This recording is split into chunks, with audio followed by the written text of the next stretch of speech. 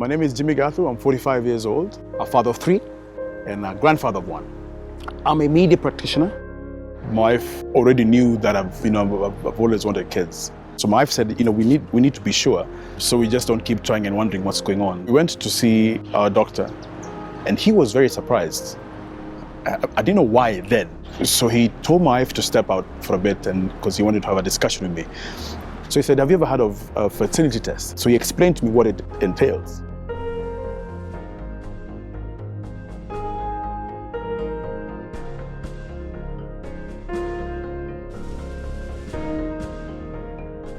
For me, it wasn't a big deal then.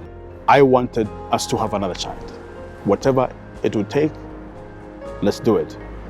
We went through the fertility test. When I explained that to some of my friends, and they were shocked at me accepting to do that, it's not a big deal. It's called supporting the person who you say you love.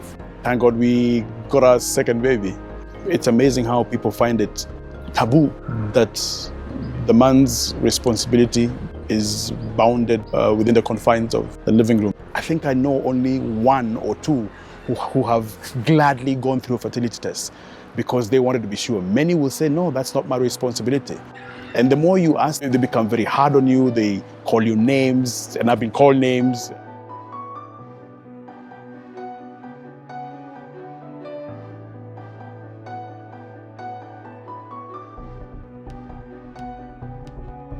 Fertility is a shared responsibility, whether we like it or not. If you claim that you want a family, you cannot say that fertility remains the responsibility of the woman.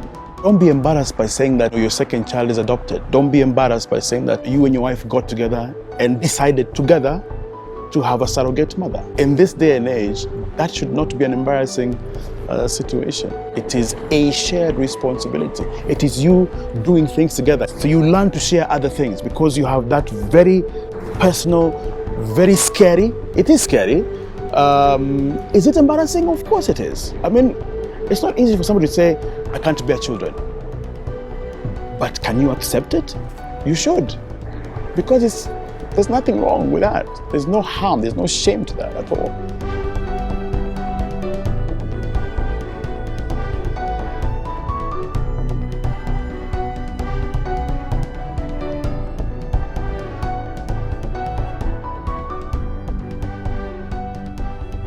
Will this change? I think it will change if more men start talking.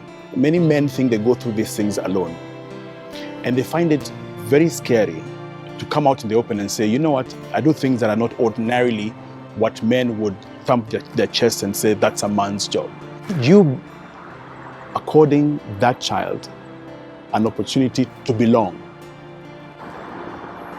an opportunity to invest in his or her future, an opportunity to share or to teach or inculcate your culture or what your beliefs are, modern, of course, to that child, so that he bears your name and bears your DNA in terms of what your beliefs are.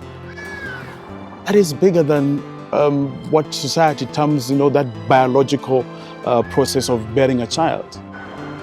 It's a powerful experience. We just have to know it, understand it, and then talk about it. The more we talk about it, the easier it gets to anyone who wants to find out. But when you keep quiet, because society has a different impression or perception about a man, you lose. You will live society's life, not yours. I don't think I want to do that. I don't think you should.